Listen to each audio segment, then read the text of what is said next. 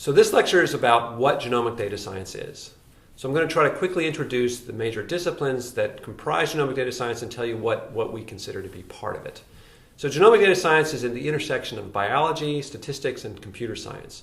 And we're calling it genomic data science, but it actually goes by many other names, some of which you might have heard, such as computational genomics, computational biology, bioinformatics, or statistical genomics. Regardless of which name you use, the activities that genomic data scientists do all sort of fall into these into similar categories. So what do we do in genomic data science? We start with let's talk about studying humans. We start with some subjects. By the way, it doesn't have to be humans. It could be mice or model organisms. But let's say we're talking about humans. We'd want to go and collect some samples from those humans. So those could just be, if we're looking at normal development, we might just collect some skin cells from normal people.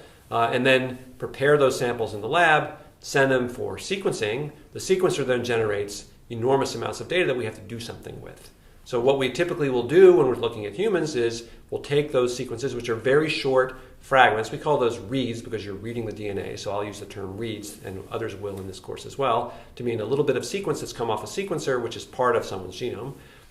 And we take those reads and we align them to the reference human genome, and there is one reference genome for now, which represents, for now, sort of average Northern European male.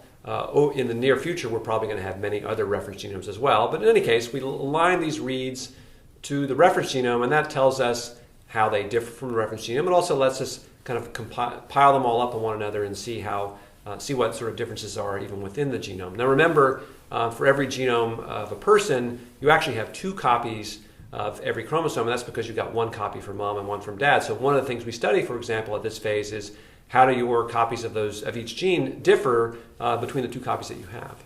And then once we've done some kind of analysis, we may deposit that data in a public database, such as one of the databases at NCBI, and we apply many other types of analyses to these data sets to make more biological conclusions about what's going on. So that's sort of very, very broadly speaking what genomic data science is. So we start typically with experimental design. So if you're going to do genomics, you have to first think about, well, I have a scientific question I want to answer, and I have to decide, well, how much data do I need? How many subjects do I need? What kind of data do I get? I've been talking about sequence data so far, but actually there's various modifications we can do, some new technologies that go by names like ChIP-seq and methyl-seq to let you study other things about the genome as well. So the first thing you do is you come up with an experimental design which, if everything goes well, you hope will allow you to answer those questions. And that's really critical. If you don't, these experiments, even though we're generating a lot of data far more cheaply than before, it still is expensive and time consuming to do these experiments. And you don't want to reach the end of your experiment and discover that you simply don't have the right data to answer your question. So once you've decided on your experimental design, you generate your data. Then you'll take those big data sets, and as I was saying a few minutes ago, the first thing you'll typically do is align them to the reference genome and find out how they differ from that genome, and assemble them together in some form. So that might mean that you're looking at, say, if you've captured RNA from the cells, when you align them to the genome, you can see for every gene in the genome how much of that gene was present. So that's the kind of thing that you'd be doing at the part where you're aligning and assembling things. You might be assembling the genes that were expressed in a set of cells or tissue that you were studying. So another big important step in this process is pre-processing and normalization of the data. Now because these data sets are very big, there's various types of biases that can come out. And this is sort of the law of large numbers comes into play a lot here. Even all of the technology that we're talking about, even though I'm talking about it like it's this very nice, clean technology, it's not perfect. So the sequencing machine itself, it makes mistakes. The process of collecting the data introduces biases. We might collect more of some tissues than others. We might collect some genes might be represented at higher levels because of biases, not because of true biological differences. The sequencing machines themselves sometimes have errors that are not random and they're hard to identify. They have other errors that are random, and we can identify those and get rid of those. So we basically want to take these big data sets and apply some computational and statistical methods to correct as best we can any kinds of systematic errors or any sorts of bias that are in that data before we then move on to the next steps. So once we've got the data normalize, pre-process, and normalize, we then apply a variety of techniques that come from fields within statistics, within computer science, and within biology to make our conclusions. So for example, in statistics and machine learning, scientists develop a wide variety of techniques, some of which we'll talk about later in this course, to go from this pre-processed normalized data to scientific conclusions.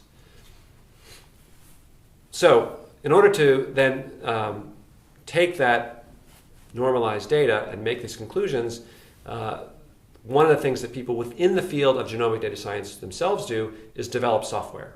So when we have an experiment, and I'll just take one as an example, one that I'm very familiar with, is RNA-seq. So RNA-seq, which we'll talk about probably time and again in this course, is a set of experiments, an experimental protocol where you capture just the genes that are being turned on in a set of cells, and you measure those by sequencing.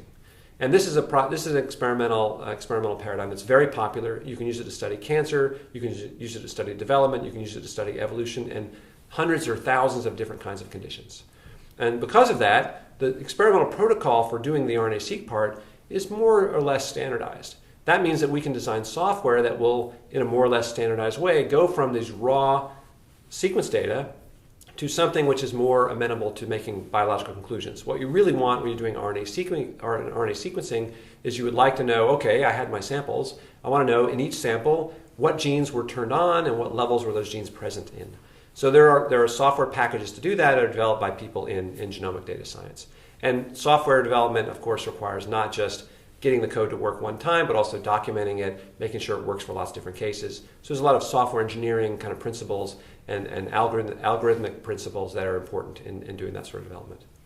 So another thing that we study in genomic data science is another broad category of questions, or population genomics.